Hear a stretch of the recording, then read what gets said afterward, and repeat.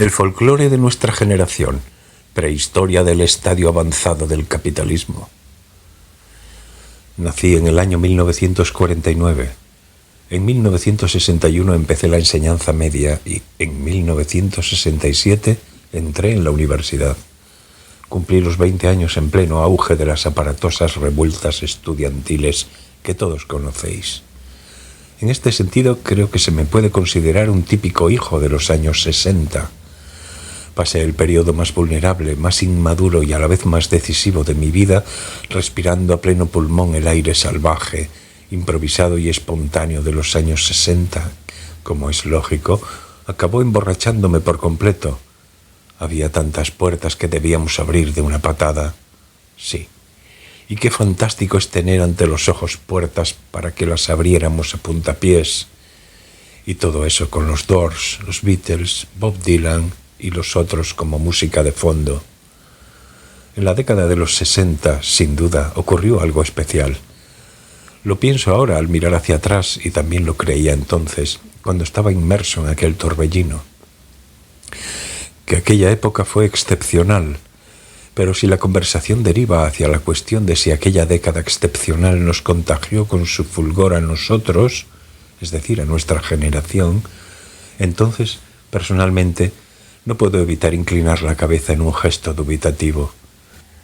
No puedo evitar balbucir una respuesta. No nos limitamos, tal vez, a pasar por delante de todo aquello que era tan excepcional. No nos limitamos tal vez de la misma manera que si se tratara de una película emocionante, a verla y vivirla con intensidad, sintiendo húmedas de sudor las palmas de las manos, para luego, una vez que se encendieron las luces del cine, salir a la calle apenas poseídos por una inofensiva exaltación. No nos olvidamos, tal vez, por una u otra razón, de extraer de todo aquello una lección realmente valiosa. Lo ignoro. Todo ello guarda conmigo una relación demasiado estrecha como para poder dar una respuesta precisa y justa. Quiero aclarar una cosa. No es que me enorgullezca de los años que me vieron crecer. Solo hablo concisamente de los hechos como tales. Sí, he dicho que aquella época fue excepcional. Sin embargo, si tomáramos una a una todas las cosas que se produjeron en aquellos años y las analizásemos, nos daríamos cuenta de que en sí mismas no fueron tan extraordinarias. Solo el entusiasmo producto del cambio de época, las grandiosas promesas, un esplendor circunscrito a un determinado espacio donde confluyó un determinado estado de cosas en un momento determinado. Y, en cualquier caso, había una impaciencia fatal como la que se siente cuando se mira por el extremo opuesto al ocular de un telescopio. El heroísmo y la villanía, la embriaguez y el desengaño, el martirio y el arribismo, la generalización y la concreción, el silencio y la elocuencia, y también una manera de matar el tiempo sumamente aburrida, etcétera, etcétera. En cualquier época se ha dado todo esto, también se da ahora, y quizá también se dé en el futuro, pero en la época en que nos tocó vivir, permitidme esta expresión un poco grandilocuente, todo esto aparecía teñido de brillantes colores y siempre tenías la sensación de que, de un momento a otro, podrías tomarlo entre las manos. Estaba literalmente puesto en una estantería y se mostraba ante nuestros ojos, de una manera clara y abierta. No era como hoy, que cuando agarras algo te encuentras de rebote entre las manos una serie de cosas fastidiosas y complicadas, anuncios ocultos, octavillas con descuentos sospechosos, tarjetas de cupones de compra que no te atreves a tirar, opciones de compra semiobligatorias. Tampoco te plantaban delante 3 manuales de instrucciones casi imposibles de descifrar. Es en este sentido que he dicho de una manera clara y abierta. Y nosotros nos limitábamos a coger esa cosa y a llevárnosla directo a casa. Como si comprásemos un pollito en un puesto nocturno. Las cosas eran terriblemente sencillas y directas. Las causas y las consecuencias se daban la mano con franqueza. La teoría y la realidad se abrazaban como si fuera lo más natural del mundo. Posiblemente aquella fue la última época en que ocurrió una cosa parecida. Prehistoria de un estadio avanzado del capitalismo. Así es como yo denomino aquella época. Hablaré de las chicas, de las relaciones sexuales alborozadas, placenteras y también tristes que manteníamos nosotros, los chicos, con los genitales aún por estrenar. Con ellas todavía eran unas chiquillas. Este es uno de los temas de esta historia. En primer lugar hablaré de la virginidad. Por cierto, los caracteres con los que se escribe esta palabra me recuerdan un prado en un día soleado de primavera a primera hora de la tarde. ¿Por qué será? En la década de los 60, a la virginidad aún se le concedía, en comparación con hoy, una gran importancia. Me da la impresión, aunque no hice ninguna encuesta, por supuesto, de modo que solo puedo hablar de impresiones, de que en nuestra generación las chicas que perdieron la virginidad antes de cumplir los 20 años serían el 50% de la totalidad. En mi círculo, por lo menos, la proporción era más o menos esta. Es decir, que alrededor de la mitad de las chicas, no sé si de forma consciente o no, permanecía aún virgen.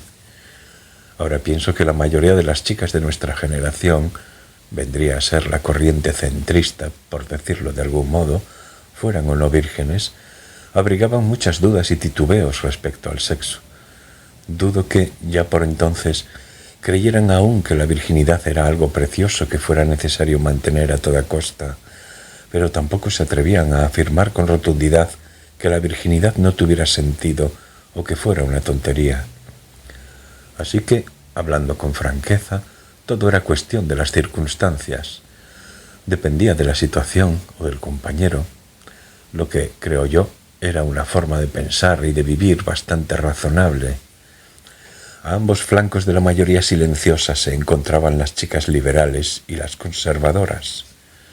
Podías encontrarte desde chicas que creían que el sexo era una especie de deporte, hasta chicas que estaban convencidas de que tenían que llegar vírgenes al matrimonio. También entre los hombres había quienes afirmaban que jamás se casarían con una mujer que no fuese virgen. En fin, que había, como en cualquier otra época, personas distintas y distintos sistemas de valores. Pero lo que diferenciaba la década de los 60 de otras épocas cercanas era que nosotros estábamos convencidos de que, si lográbamos hacer progresar los tiempos, llegaríamos a ser capaces de solventar las diferencias entre esos sistemas de valores tan distintos. Paz. Esta es la historia de un conocido mío. Iba a mi clase en el instituto. Simplificando, era el tipo de chico capaz de hacerlo todo. Sacaba buenas notas, destacaba en deportes, era una persona amable, un líder nato. No era especialmente guapo, pero tenía un rostro limpio y atractivo. Siempre resultaba elegido como delegado de la clase. Tenía una voz profunda y cantaba bien. Poseía el don de la elocuencia. Cuando hacíamos algún debate en clase, siempre se encargaba de resumir el contenido y de sacar las conclusiones. Por supuesto, su opinión no era nunca muy original, pero ¿quién buscaba una opinión original en un debate de clase? Lo que deseábamos todos era que el debate terminara lo antes posible. Y cuando él tomaba la palabra, lo cierto era que siempre acababa a la hora fijada. En ese sentido, podríamos decir que resultaba indispensable. En el mundo en que vivimos, no son pocas las ocasiones en que lo que se necesita es algo poco original. De hecho, lo son la mayoría. Aquel chico respetaba también la disciplina y apelaba a la buena conciencia. Cuando alguien armaba alboroto durante la hora de estudio sin profesor, él le llamaba la atención con serenidad. Era imposible formular la menor queja sobre él, pero a mí no se me ocurría qué demonios. De vez en cuando me su fuero interno. De vez en cuando me entraban ganas de arrancarle la cabeza del cuello y sacudírsela. ¿A qué sonaría? Sin embargo, tenía mucho éxito con las chicas. En el aula, cuando se ponía en pie y decía cualquier cosa, todas las chicas lo miraban arrobadas con aire de estar pensando: «Oh, sí, tiene razón». Cuando no entendían algún problema de matemáticas, se lo preguntaban a él. Él era 27 veces más popular que yo. Sí, realmente, él era así. Creo que quien haya estado en un instituto público sabrá enseguida de qué tipo de chico le estoy hablando. En todas las clases hay uno como él, y si no lo hay, la clase no funciona. A lo largo de un dilatado periodo de educación escolar, todos nosotros vamos adquiriendo diversos manuales de vida, pero una de las enseñanzas más valiosas que extraje yo de aquello fue que, me gustara o no, había un ser como él en todas las comunidades. No hace falta que lo diga, pero a mí ese tipo de personas no me gusta demasiado. No me llevo bien con ellas. Prefiero, ¿cómo lo diría?, las personas más imperfectas, más reales. Así que, a pesar de haber estado un año en su misma clase, no me relacioné en absoluto con él. Apenas hablamos. La primera vez que mantuve una conversación con él fue durante las vacaciones estivales del primer año de universidad. Por casualidad, ambos estudiábamos en la misma autoescuela y fue allí donde nos vimos algunas veces y hablamos.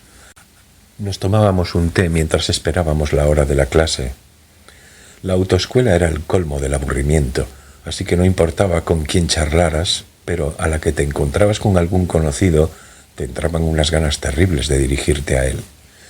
No me acuerdo de qué hablamos, pero no me causó mala impresión. De hecho, la impresión no fue ni buena ni mala, es que, curiosamente, no me dejó impresión alguna. Aparte de lo que he contado, recuerdo que él tenía novia, una chica que iba a otra clase y que era de las más bonitas del instituto. Era guapa, sacaba buenas notas, destacaba en los deportes, ejercía de líder. Cuando se debatía en clase siempre pronunciaba la última palabra. En todas las clases hay una chica como ella. En resumen, que formaban la pareja perfecta, Mr. Clean y Miss Clean, como un anuncio de dentífrico. Se los veía juntos por todas partes.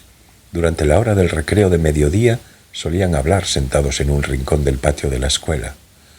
Y siempre se esperaban el uno al otro para volver juntos a casa. Cogían el mismo tren y bajaban en estaciones distintas. Él pertenecía al club de fútbol, ella al club de conversación inglesa. Cuando las actividades de sus respectivos clubes no acababan a la misma hora, el primero en terminar aguardaba al otro estudiando en la biblioteca. Parecía que pasaban juntos todo el tiempo del que podían disponer. Y siempre hablaban. Recuerdo que me admiraba que pudieran tener tantos temas de conversación. Nosotros, quiero decir, yo y los chicos con quienes me relacionaba, no sentíamos ninguna aversión hacia ellos. No nos burlábamos de ellos ni tampoco los criticábamos. Lo cierto es que apenas reparábamos en ellos.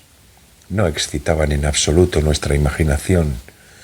Ellos dos existían y funcionaban como si fueran un fenómeno atmosférico. ¿Quién puede albergar dudas sobre la lluvia o el viento del sur? Nosotros, por nuestro lado, perseguíamos activamente cosas que no nos interesaban mucho más, es decir, cosas más vitales, contemporáneas y emocionantes, como por ejemplo el sexo, el rock and roll, las películas de Jean-Luc Godard, los movimientos políticos, las novelas de Kenzaburo Oe, etc. Pero especialmente el sexo. Ni que decir tiene que éramos ignorantes y orgullosos. Desconocíamos por completo de qué iba la vida.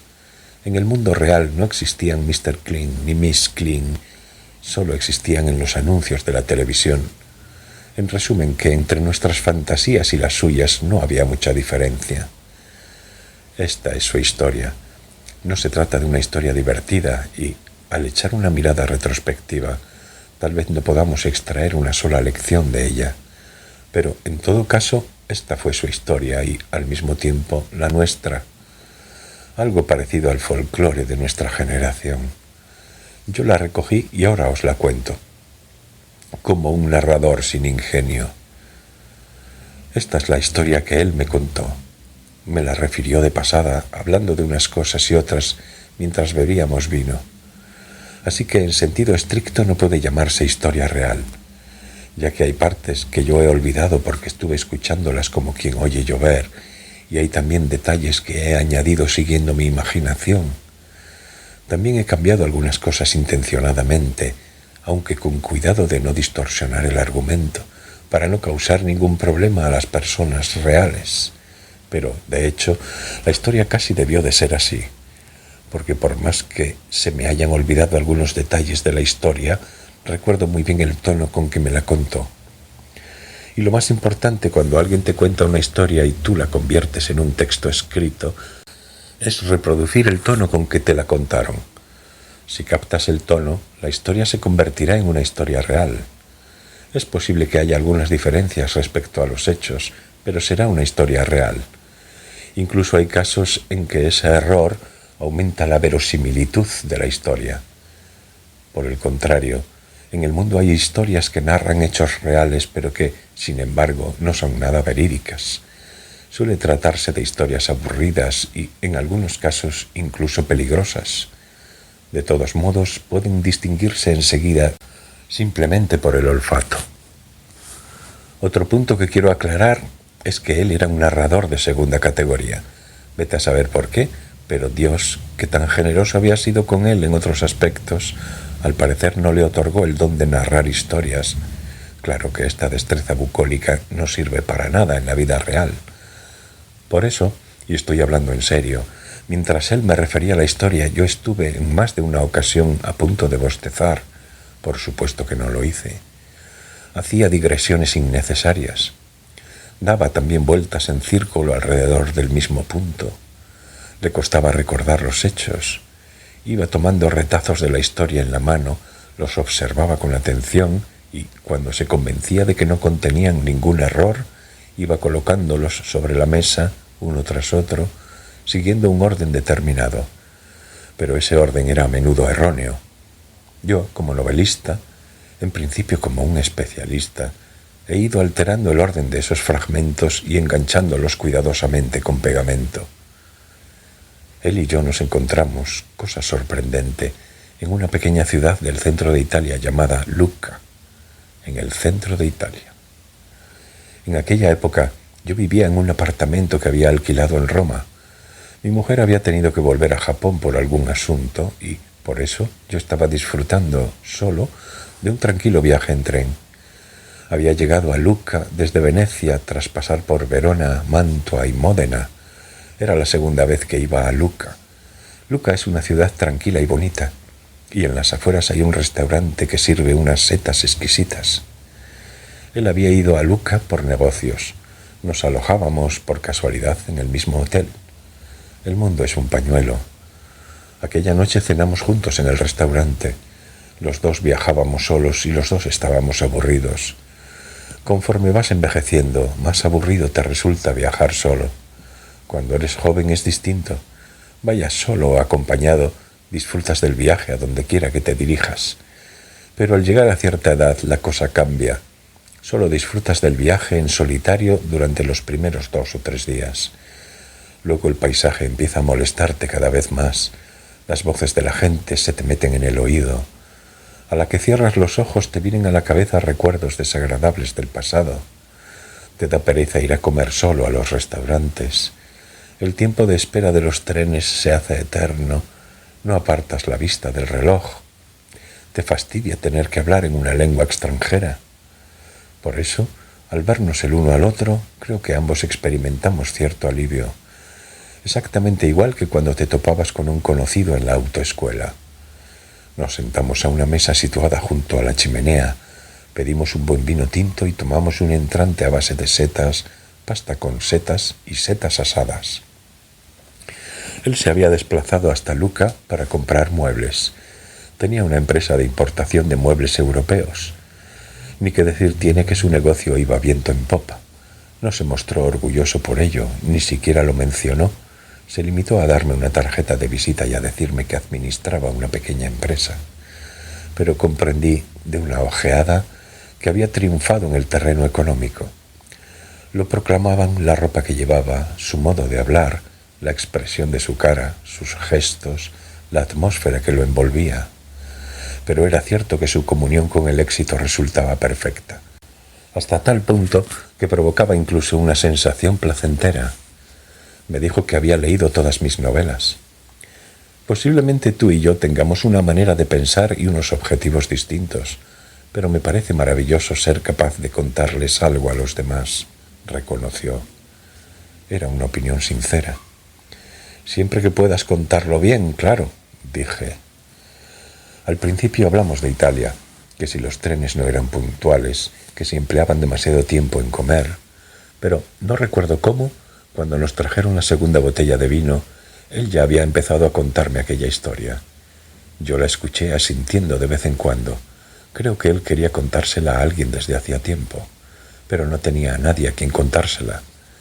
Y dudo que me la hubiera contado a mí si no hubiéramos estado en un restaurante agradable de una pequeña ciudad del centro de Italia, si el vino no hubiese sido un Coltibuono añejo de 1983 y si no hubiera estado encendida la chimenea. Pero él me la contó.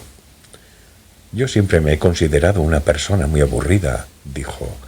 Desde muy pequeño siempre fui un niño que jamás se dejaba llevar. Era como si siempre estuviera metido en una especie de marco. Vivía siempre procurando no salirme de él. Ante mí había algo parecido a una línea que me indicaba el camino. Era como una autopista bien señalizada. Para dirigirse a tal dirección, póngase en el carril de la derecha. Más adelante encontrará una curva. Está prohibido adelantar, etc. Si seguía las indicaciones, todo iría bien. Todo. Yo seguía la línea y todos me alababan. Todos me admiraban. Cuando era pequeño, creía que todo el mundo funcionaba igual que yo, pero un buen día me di cuenta de que no era así. Estuvo caldeando la copa de vino al fuego. Se quedó contemplándola unos instantes. En este sentido, mi vida, al menos los primeros años, transcurrió de una manera perfecta. Jamás tuve un solo problema que pudiera calificarse como tal. Pero, sin embargo, yo era incapaz de captar el sentido de la vida. A medida que crecía, más se fortalecía esa idea vaga. ¿Qué es lo que andaba buscando? No lo sabía. Síndrome de sobresalientes, buenas notas en matemáticas, inglés, educación física, en todo. Mis padres me elogiaban, los profesores decían que iba muy bien, pude entrar en una buena universidad. Pero yo no sabía para qué servía en realidad, qué era lo que de verdad quería hacer. No tenía la menor idea de qué facultad debía escoger. ¿Tenía que ir a la facultad de Derecho, a la de Ingeniería o a la de Medicina? A mí me daba igual. Creo que podía hacer cualquier cosa a la perfección, pero no tenía ninguna preferencia. Por eso, siguiendo los consejos de mis padres y de mis profesores, ingresé en la Facultad de Derecho de la Universidad de Tokio, porque eso fue lo que consideré más apropiado. No tenía claro ningún objetivo. Tomó otro sorbo de vino. ¿Te acuerdas de la novia que tenía en el instituto? Se llamaba Fujisawa, ¿verdad? Logré recordar el nombre a duras penas. No estaba muy seguro, pero acerté. Él asintió.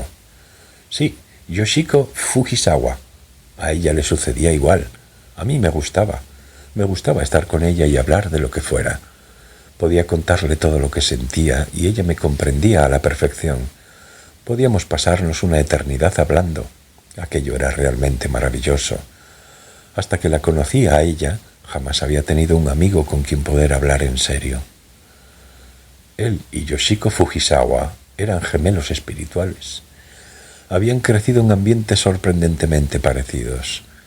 Ambos tenían unas facciones perfectas, sacaban buenas notas, eran líderes por naturaleza. Eran las superestrellas de la clase. Tanto el uno como la otra provenían de familias acomodadas, pero los padres en ambos casos no se llevaban bien. Las dos madres eran algo mayores que los padres, y los padres tenían amante y apenas aparecían por casa. No se divorciaban solo por guardar las apariencias. En casa, sus madres ostentaban el poder. Todo el mundo pensaba que ellos serían el número uno, hicieran lo que hiciesen, pero no tenían amigos íntimos. Los dos gozaban de popularidad, pero no lograban hacer amigos. No entendían por qué. Seguramente los seres humanos imperfectos prefieren como amigos a otros seres humanos tan imperfectos como ellos. Ambos estaban siempre solos, en un continuo estado de tensión. Pero casualmente congeniaron. Los dos se abrieron el uno al otro y acabaron haciéndose novios. Siempre comían juntos, salían de la escuela juntos. En cuanto disponían de un rato libre, lo pasaban charlando, sentados uno al lado del otro. Tenían un montón de cosas de las que hablar. Los domingos estudiaban juntos. Cuando estaban solos, ellos dos, era cuando más tranquilos se sentían. Comprendían a la perfección los sentimientos del otro y hablaban sin cansarse sobre la sensación de soledad y de pérdida que experimentaban, sobre sus inquietudes y sus sueños. También empezaron a acariciarse una vez por semana. Solían hacerlo en su habitación, en casa de cualquiera de los dos. Casi nunca había alguien en ninguna de las dos casas. Sus padres no estaban y sus madres solían salir, de modo que les era fácil poder hacerlo. Tenían como regla no quitarse la ropa y hacerlo usando solo los dedos. Y así se abrazaban con pasión, como si durante 10 o 15 minutos fueran a devorarse mutuamente, y luego se sentaban hombro con hombro en la misma mesa y se ponían a estudiar. «Bueno, ya está bien, ¿verdad? Vamos a estudiar», decía ella bajándose la falda. Los dos sacaban por igual buenas notas y, por lo tanto, disfrutaban tanto con el estudio como si fuera un juego. A veces competían, reloj en mano, a ver quién resolvía primero un problema de matemáticas. Para ellos estudiar jamás fue una carga. Se trataba más bien de su segunda naturaleza. «Era muy divertido», dijo él. «Quizás a ti te parezca una estupidez, pero a nosotros no nos lo parecía.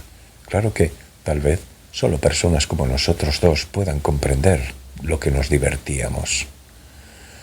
Pero él, sin embargo, no estaba satisfecho del todo con su relación. Sentía que le faltaba algo. Sí, él quería acostarse con ella. Deseaba un verdadero acto sexual, una comunión de nuestros cuerpos, lo llamaba él. Lo necesitaba. Creía que nos haría sentir más libres y que, de esta forma, nos entenderíamos mejor el uno al otro. Para mí era un paso hacia adelante de lo más natural. Pero ella miraba las cosas desde una perspectiva completamente distinta. Apretaba los labios y hacía un pequeño gesto negativo con la cabeza. «Te quiero de veras, pero deseo llegar virgen al matrimonio», le decía ella en voz baja. Y, por más que él intentara convencerla, esgrimiendo un argumento u otro, ella no lo escuchaba. «Te quiero, mucho, pero eso no tiene nada que ver con esto. Yo lo tengo muy claro. Lo siento, pero deberás aguantarte. Por favor, si me quieres de veras, podrás hacerlo». Hablándome de este modo, a mí no me quedaba más remedio que respetar sus deseos, me contó él. Era una cuestión de cómo quería vivir su vida y yo no podía decirle nada en contra. Para mí la virginidad carecía de importancia. Tampoco me hubiera molestado casarme con una chica que no fuese virgen. No soy una persona de ideas especialmente radicales, ni me considero un idealista, pero tampoco soy un hombre conservador. Solo soy realista, y creo que la virginidad de una mujer no es una cuestión que tenga una importancia real. Es mucho más importante que un hombre y una mujer se entiendan el uno al otro de verdad. Yo pensaba de esta forma. Claro que, al fin y al cabo, no dejaba de ser solo mi opinión. No podía imponerle mis ideas a nadie. Ella tenía su propia visión de la vida, y yo tuve que aguantarme, introducir la mano por debajo de la ropa y acariciarla. ¿Entiendes a lo que me refiero, verdad? Más o menos, le dije. Algo recuerdo de eso. Él se sonrojó un poco y sonrió. Eso en sí mismo no estaba mal, pero al tener que detenerme siempre allí, nunca podía relajarme. Para mí significaba quedarme a medias. Lo que yo quería era fundirme en un solo cuerpo con ella, sin ninguna traba. Pertenecerle y que ella me perteneciera. Quería esa señal. Por supuesto, la deseaba sexualmente, pero no se trataba solo de eso. Estoy hablando de una comunión de cuerpos. Nunca, en toda mi vida, había experimentado la sensación de fundirme con alguien. Siempre había estado solo y siempre había estado alerta dentro de un marco. Quería liberarme y me daba la sensación de que podría descubrir mi propio yo, ese yo que hasta entonces solo había vislumbrado de una manera muy vaga. Me daba la sensación de que, uniéndome estrechamente a ella, lograría apartar de mí el marco que había regulado hasta entonces mi vida. ¿Pero fue inútil?, pregunté yo. Sí, fue inútil, dijo él, y se quedó unos instantes contemplando los leños que ardían en la chimenea. Su mirada era extrañamente plana. Inútil hasta el final, añadió. Él estuvo pensando seriamente en casarse con ella, y un día se decidió a planteárselo, que al salir de la universidad podían casarse enseguida. No había ningún problema, incluso podían prometerse antes. Ella se lo quedó mirando unos instantes. Luego esbozó una sonrisa radiante. No había ninguna duda de que se había sentido feliz al oír sus palabras, pero al mismo tiempo aquella sonrisa traslucía cierta conmiseración e incomodidad, como si ella fuera una persona experimentada y escuchara los inmaduros razonamientos de una persona más joven. Al menos eso le pareció a él. Escucha, eso es imposible. Yo no puedo casarme contigo. Yo debo casarme con alguien unos años mayor que yo y tú con alguien un poco más joven que tú. Eso es lo que suele hacerse. Las mujeres maduran antes y envejecen más pronto. Tú aún no sabes de qué va el mundo. Si nos casáramos justo al acabar la universidad, seguro que la cosa no funcionaría. Nada sería igual que ahora, tenlo por seguro. Pues claro que te quiero. En toda mi vida no he querido a nadie como te quiero a ti. Pero eso no tiene nada que ver. Decir que eso no tiene nada que ver con esto era su latiguillo preferido. Nosotros ahora somos estudiantes de bachillerato y estamos muy protegidos, pero el mundo de ahí fuera es distinto. Allí todo es mucho más grande y más real, y nosotros tenemos que prepararnos para enfrentarnos a él. A él le dio la impresión de entender lo que ella le estaba diciendo. Comparado con otros chicos de su edad, tenía una manera de pensar muy realista. Y si hubiera escuchado ese discurso en otra ocasión de labios de otra persona, quizás hubiera estado de acuerdo. Pero eso no era un discurso en abstracto. Se trataba de un problema personal suyo. Pues a mí eso no me convence, replicó él. Yo te quiero mucho, quiero que seamos una sola persona. Esto lo tengo muy claro, es algo terriblemente importante para mí. Aun suponiendo que sea poco realista en algunos aspectos, la verdad es que no me parece tan grave, porque te quiero mucho, te amo. Ella volvió a sacudir la cabeza, como si dijera que era imposible, y le acarició el pelo. Le dijo que ellos no sabían nada del amor, que aún no habían puesto a prueba el suyo, que nunca habían asumido ninguna responsabilidad, que todavía eran niños, tanto él como ella. Él no pudo replicarle nada, solo sintió tristeza. Tristeza por no haber podido derruir la pared que los rodeaba. Hasta hacía unos instantes había creído que aquel marco lo protegía, pero en aquel momento le cerraba el paso. No pudo evitar sentir dolor ante su impotencia. Ya no podré hacer nada jamás, pensó. Quizás siga eternamente rodeado por este muro, incapaz de salir afuera, viviendo un día vacío tras otro. Total, que su relación siguió siendo la misma hasta que acabaron el instituto. Se encontraban en la biblioteca, estudiaban juntos, seguían acariciándose por debajo de la ropa. Ella no parecía darse cuenta de lo incompleta que era su relación. O incluso, quizá le gustara que las cosas siguieran de aquel modo. La gente que los rodeaba estaba convencida de que los dos vivían una juventud sin problemas. Mr. Kling y Miss Kling. Él era el único que se hallaba inmerso en un mar de dudas. Y en la primavera de 1967, él ingresó en la Universidad de Tokio y ella en una universidad femenina de primera categoría de Kobe. Por más que la universidad fuese de primera categoría, con sus calificaciones, ella eligió muy por debajo de sus posibilidades. De haberlo querido, incluso hubiera podido entrar en la Universidad de Tokio, pero ni siquiera se presentó a los exámenes de ingreso. Lo encontraba innecesario. Yo no quiero estudiar. No pretendo entrar en el Ministerio de Hacienda. Soy una chica. Mi caso es distinto al tuyo. Tú subirás mucho más alto. Pero yo quiero pasar estos 4 años sin esforzarme demasiado. Ya sabes, tomarme un descanso. Total, en cuanto me case, ya no podré hacer nada más, ¿no? Esto le decepcionó. Lo que él deseaba era que fueran los dos juntos a Tokio y empezar allí una nueva relación. Así se lo dijo a ella. Le pidió que se fuera con él a la universidad, a Tokio, pero ella, como era de esperar, sacudió la cabeza con un gesto negativo. Durante las vacaciones del primer año de universidad, Él volvió a Kobe y salió todos los días con ella.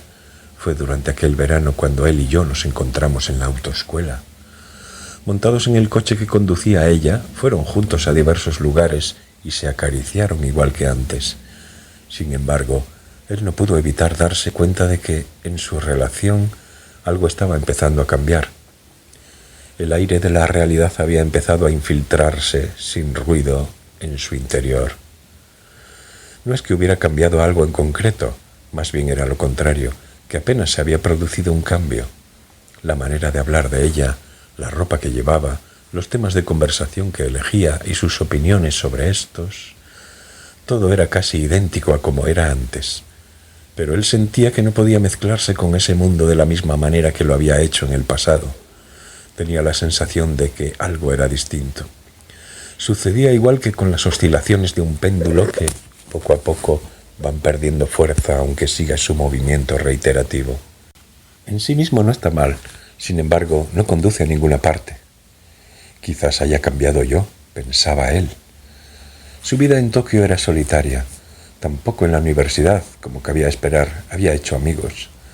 La ciudad era caótica y sucia, la comida era mala, la gente hablaba de una forma vulgar. Al menos así se lo parecía a él. Por eso, mientras estuvo en Tokio, no dejó de pensar en ella.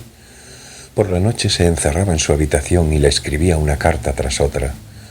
También él recibía sus cartas, aunque eran muchas menos que las que él le mandaba. Ella le contaba con todo detalle la vida que llevaba. Él leía esas cartas una y otra vez. Si no las recibiera, me volvería loco, pensaba. Empezó a fumar y a beber, y a saltarse alguna clase de vez en cuando. Pero cuando llegaron las vacaciones que con tanta ansia había estado esperando y volvió a Kobe, todo le decepcionó. Era extraño. Solo había estado ausente 3 meses, pero todo cuanto miraba le parecía polvoriento y falto de vida. Las conversaciones con su madre le parecían el colmo del aburrimiento. El escenario que lo rodeaba, que tanto había añorado en Tokio, le parecía viejo. En resumen, que Kobe no era más que una ciudad de provincias satisfecha de sí misma. Le fastidiaba hablar con la gente. Incluso ir al barbero que había frecuentado desde niño le pareció deprimente. También la playa, por donde paseaba cada día con el perro, la encontró vacía y llena de basura. Los encuentros con ella no le suponían excitación alguna. Cuando, después de las citas, regresaba a casa solo, siempre se entregaba a profundas reflexiones. ¿Qué era lo que no funcionaba? Él la seguía queriendo. Ese sentimiento continuaba intacto. Pero no basta con esto. Hay que hacer algo, pensaba. La pasión, durante un tiempo, avanza por su propia fuerza inmanente, pero esto no dura para siempre. Y si ahora no hacemos nada, es posible que nuestra relación llegue a un punto muerto y que la pasión se acabe sofocando y desapareciendo. Un día, él decidió tocar de nuevo el tema del sexo que tenían congelado desde hacía tiempo, por última vez. He estado 3 meses solo en Tokio y no he dejado de pensar en ti. Te quiero mucho. Por muy lejos que esté de ti, mis sentimientos no cambian. Pero el hecho de no haber estado a tu lado durante todo este tiempo me ha despertado un montón de inseguridades. Los pensamientos oscuros han ido haciéndose más grandes. Las personas, cuando están solas, se vuelven frágiles. Seguro que tú esto no lo entiendes. Yo nunca había estado tan solo en toda mi vida, y es muy duro. Por eso quiero un lazo claro entre los dos. Algo que, aunque esté lejos, me dé la certeza de que estoy atado, indudablemente, a ti. Pero ella, como era de esperar, sacudió la cabeza, lanzó un suspiro y lo besó, con una gran dulzura. Lo siento, pero no puedo entregarte mi virginidad. Una cosa es una cosa y otra cosa es otra cosa. Haría todo cuanto estuviese en mi mano por ti, menos eso. Si me quieres, no vuelvas a hablarme de ello, por favor. Pero él volvió a sacar el tema de la boda. En mi clase ya hay chicas prometidas. Bueno, hay 2, dijo ella, pero sus novios tienen un trabajo como es debido. Prometerse es eso, ¿sabes? Casarse implica responsabilidades, independizarse y ocuparse de la otra persona. Sin asumir ninguna responsabilidad no puedes recibir nada. Yo soy una persona capaz de asumir responsabilidades, replicó él con resolución. He ingresado en una buena universidad. A partir de ahora sacaré buenas notas. Podré entrar en cualquier compañía, en cualquier oficina gubernamental. Dime el lugar que prefieras y entraré allí con las mejores calificaciones. Te lo demostraré. Puedo conseguir cualquier cosa si me lo propongo. ¿Dónde diablos está el problema? Ella cerró los ojos y apoyó la cabeza en el respaldo del asiento del coche. Permaneció unos instantes en silencio. Tengo miedo, dijo. Sepultó la cara entre las manos y se echó a llorar. Mucho miedo. Estoy muerta de miedo. Me da miedo la vida. Me aterra vivir. Me da miedo tener que salir al mundo real dentro de unos cuantos años. ¿Por qué no lo entiendes? ¿Por qué no puedes entenderme ni siquiera un poco? ¿Por qué me martirizas de este modo? Él la abrazó. Conmigo no debes temer nada, le dijo. La verdad es que yo también tengo miedo, tanto como tú. Pero si tú estás a mi lado, podré seguir hacia adelante sin temor. Tú y yo juntos no tendremos por qué temerle a nada. Ella sacudió la cabeza. Tú no lo entiendes. Yo soy una mujer, no soy como tú. Tú no lo entiendes, en absoluto. Era inútil añadir algo más. Ella lloró durante largo rato y, cuando dejó de llorar, dijo una cosa extraña. ¿Sabes? Si, aunque tú y yo nos separáramos, yo siempre me acordaría de ti. De veras, nunca te olvidaré, porque te quiero de verdad. Eres la primera persona a la que he querido y me gusta muchísimo estar contigo. Eso tenlo bien claro. Pero eso no tiene nada que ver con lo otro. Y si quieres alguna promesa sobre eso, yo te lo juro. Me acostaré contigo, pero ahora no puede ser. Me acostaré contigo cuando me haya casado con otra persona. No te miento, te lo juro. En aquellos momentos no entendí en absoluto qué estaba intentando transmitirme, dijo él contemplando el fuego. El camarero nos trajo el segundo plato y de pasada echó algunos leños a la chimenea. Se produjo un chisporroteo, saltaron algunas chispas. En la mesa vecina, un matrimonio estaba absorto en la elección de los postres. No lo entendí. Aquello era un enigma. Al llegar a casa recordé sus palabras y estuve dándoles vueltas, pero no logré comprenderlas. ¿Lo entiendes tú? Pues que ella quería llegar virgen al matrimonio, pero que, una vez casada, como ya no tendría que conservar la virginidad, no le importaría tener una aventura contigo. Así que te dijo que esperaras. ¿Es eso, no? Supongo que sí. Es lo único que se me ocurre. Es una idea muy original, pero tiene lógica. Él esbozó una dulce sonrisa. Exacto, tiene lógica. Quería casarse virgen, convertirse en la esposa de alguien y serle infiel. Parece una novela francesa antigua, aunque faltan los bailes y los sirvientes, claro.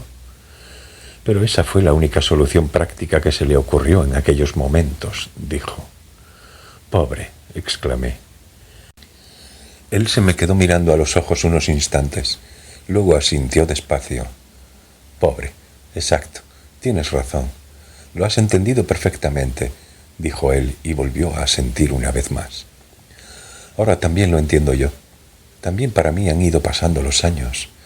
Pero entonces fui incapaz de comprenderlo. No era más que un niño, y no sabía nada de los pequeños temblores que agitan el corazón de las personas. Solo me asombré. A decir verdad, aquello me sorprendió tanto que casi me caí de espaldas. No me extraña, le dije. Luego estuvimos comiendo en silencio durante un rato. Supongo que ya te lo imaginas, continuó hablando un poco después, que ella y yo acabamos separándonos. Ninguno de los dos lo propuso. Las cosas acabaron de una manera natural, muy tranquila. Seguro que tanto ella como yo estábamos cansados de mantener aquella relación. A mis ojos, su manera de vivir era, ¿cómo te lo diría? No sé, poco sincera. No, no es eso. A decir verdad, lo que me parecía era que ella podía vivir de una manera más auténtica. Eso me decepcionaba un poco. Pensaba que debía olvidarse de virginidades y bodas y vivir una vida más plena y espontánea. A mí me parece que ella no podía actuar de otro modo, dije yo. Él asintió.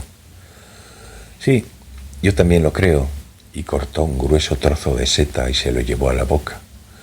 Llega un momento en que dejas de ser flexible. Eso también lo comprendo. Has dado demasiado de ti y no puedes volver a contraerte. Eso también podía haberme ocurrido a mí. Nos habíamos esforzado mucho desde pequeños. Adelante, sigue hacia adelante, te van diciendo. Y justamente porque tienes la capacidad, vas avanzando tal como te piden. Pero la formación de tu personalidad se queda atrás. Y llega un día en que no puedes dar más de ti, en el sentido moral. ¿Y a ti no te ocurrió eso?, le pregunté. Creo que logré superarlo, más o menos, dijo tras reflexionar unos instantes. Dejó el cuchillo y el tenedor, se enjugó los labios con la servilleta. Después de romper con ella, tuve una novia en Tokio, una buena chica. Vivimos juntos durante un tiempo. Para ser sincero, mi relación con ella no me caló tan hondo como la que había mantenido con Yoshiko Fujisawa, pero la quise mucho. Nos comprendíamos muy bien y nuestra relación era sincera. ¿Qué es el ser humano? Lo hermoso que puede llegar a ser, los defectos que tiene. Todo esto lo aprendí de ella. E hice amigos. Me interesé por la política, lo cual no quiere decir que mi personalidad cambiase por completo. Siempre fui un hombre muy realista, probablemente lo siga siendo ahora. Yo no escribo novelas y tú no importas muebles, ya me entiendes. Pero en la universidad aprendí que hay muchas realidades en este mundo. El mundo es muy grande y en él coexisten diferentes sistemas de valores. No hay ninguna necesidad de ser un alumno sobresaliente. Y salí al mundo. ¿Y triunfaste? Pues más o menos, dijo él. Suspiró con aire confuso y me miró con complicidad. Seguro que mis ingresos son mayores que los de muchos de mi generación. Sí, en el terreno material me va bien. Y tras pronunciar estas palabras, enmudeció. Pero yo sabía que la historia no había terminado, así que esperé a que prosiguiera.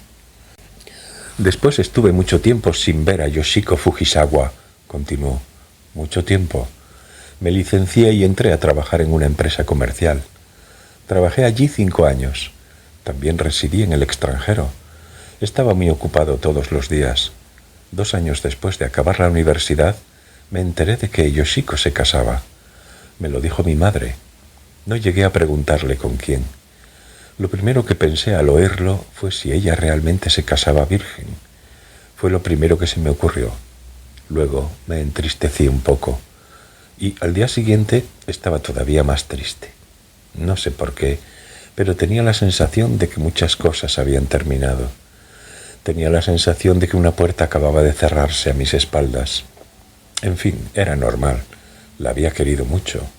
Habíamos salido durante 4 años. Y yo, al menos yo, me había planteado incluso la posibilidad de casarme con ella. Había jugado un importantísimo papel en mi adolescencia. No era extraño que me sintiera triste, pero si ella era feliz, a mí ya me estaba bien. Lo pensé, en serio. Aunque la verdad era que ella me preocupaba un poco, porque en algunos aspectos era muy frágil. El camarero retiró los platos y trajo el carrito de los postres.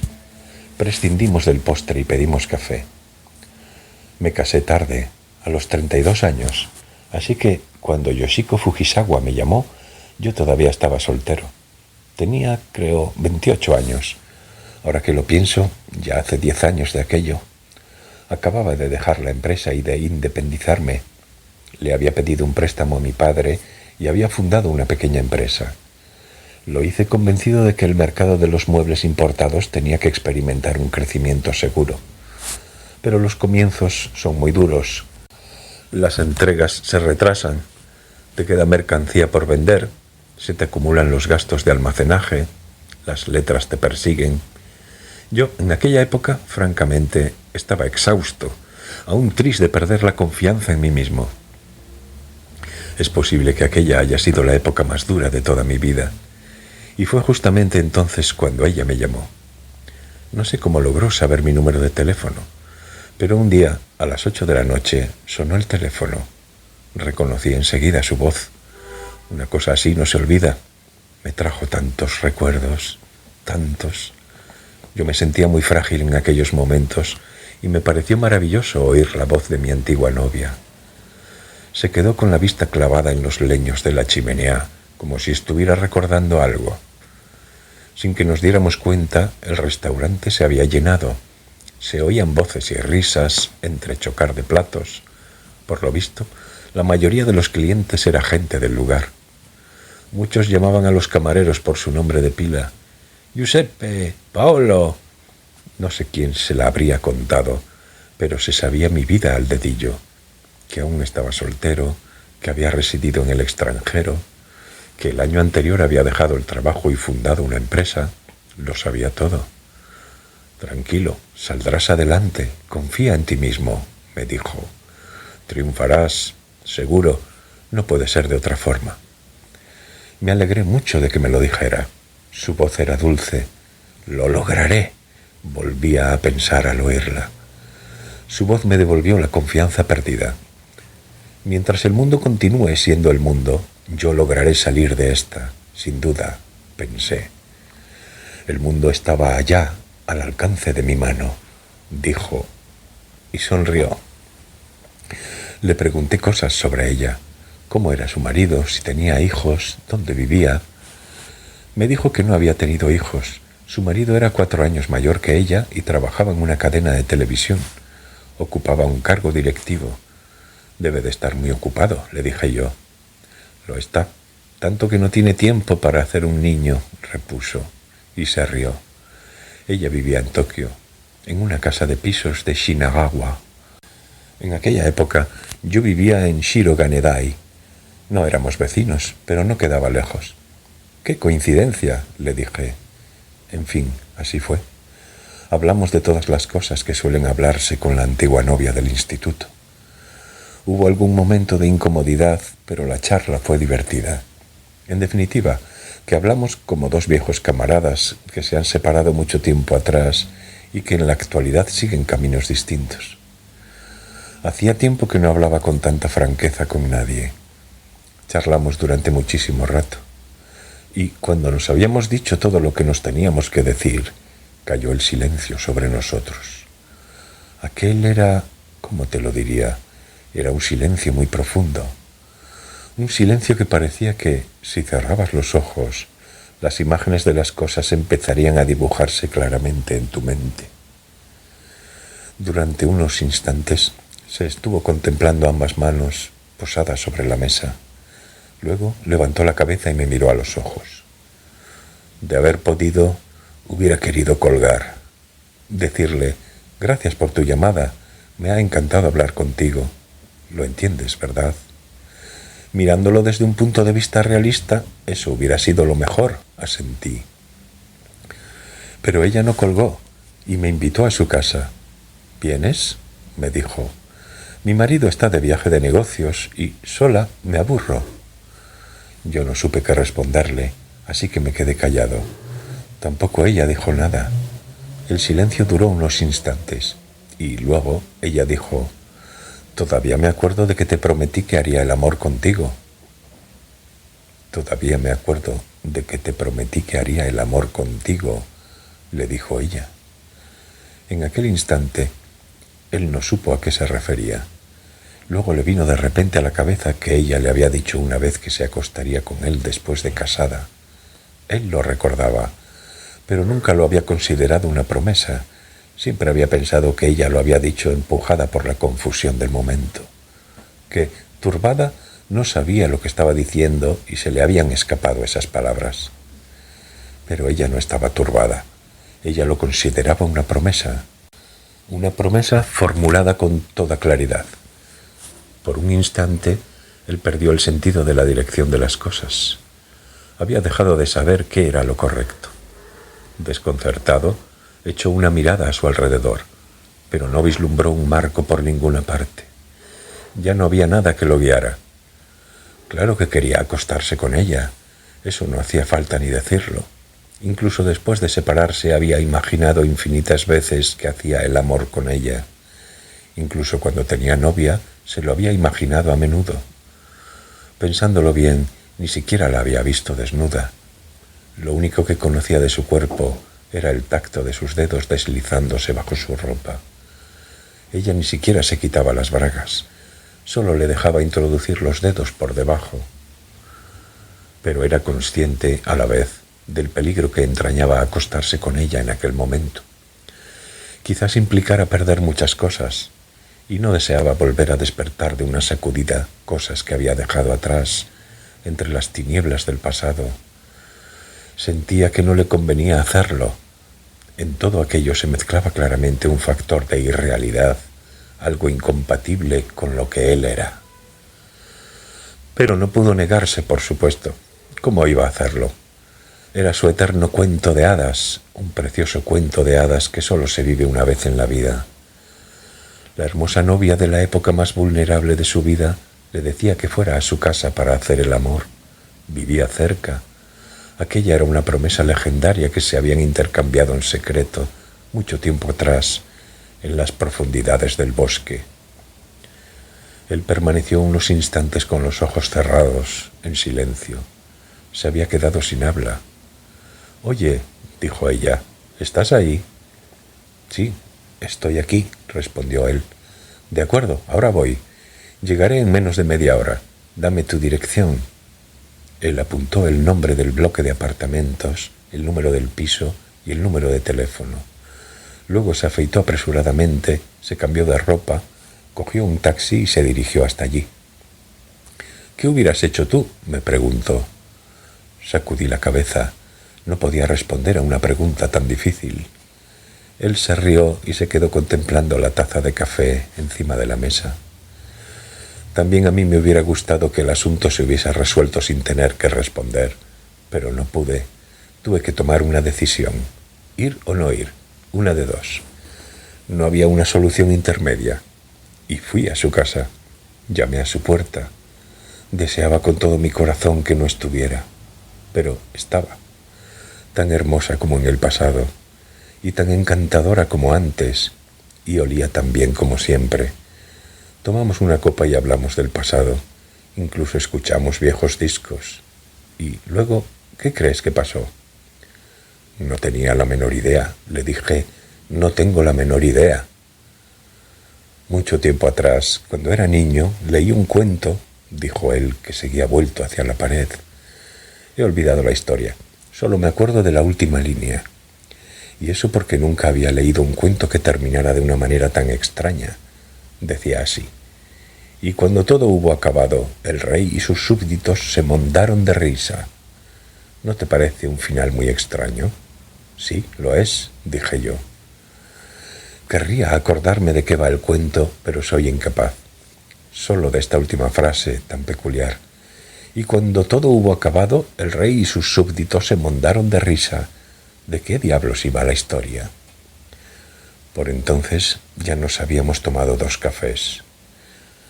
Nos abrazamos, dijo, pero no nos acostamos. No la desnudé. Solo lo hice con los dedos, como en el pasado. Me pareció que era lo mejor. A ella, por lo visto, también se lo pareció. Nos acariciamos durante largo tiempo sin decir nada. Aquella era la única forma en que podíamos entender lo que, en aquellos instantes, teníamos que entender. Claro que, de haber sido mucho tiempo atrás, habría sido distinto.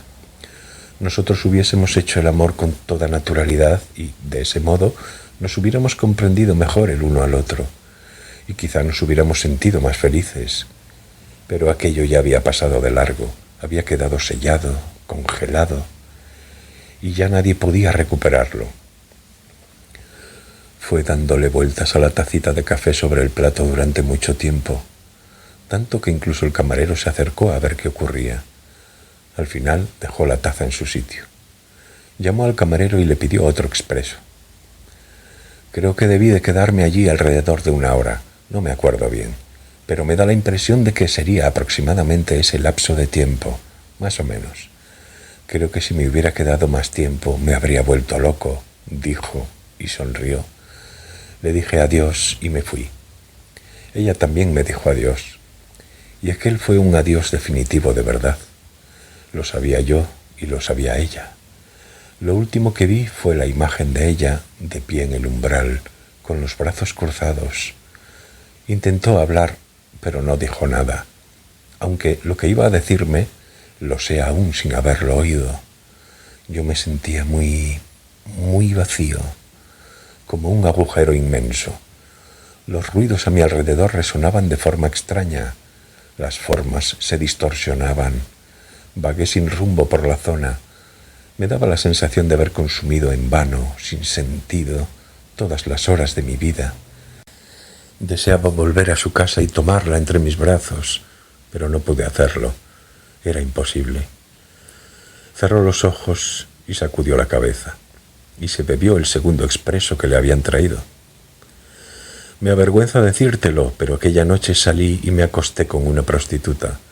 Era la primera vez que lo hacía, y posiblemente sea la última. Durante unos instantes me quedé contemplando mi taza de café, y pensé en lo soberbio que había sido yo antes. Quise explicárselo como fuera, pero no creí que consiguiera hacerlo. Al contarlo de esta forma, parece que le haya ocurrido a otra persona, dijo él, y se rió. Luego, durante unos instantes, enmudeció, como si se hubiera sumido en sus reflexiones. Tampoco yo dije nada. Y cuando todo hubo acabado, el rey y sus súbditos se mondaron de risa, dijo él poco después. Cada vez que me acuerdo de aquello, me viene esta frase a la cabeza. Es como un reflejo condicionado. No sé, pero a mí me da la impresión de que la tristeza más profunda siempre contiene una punta de humor.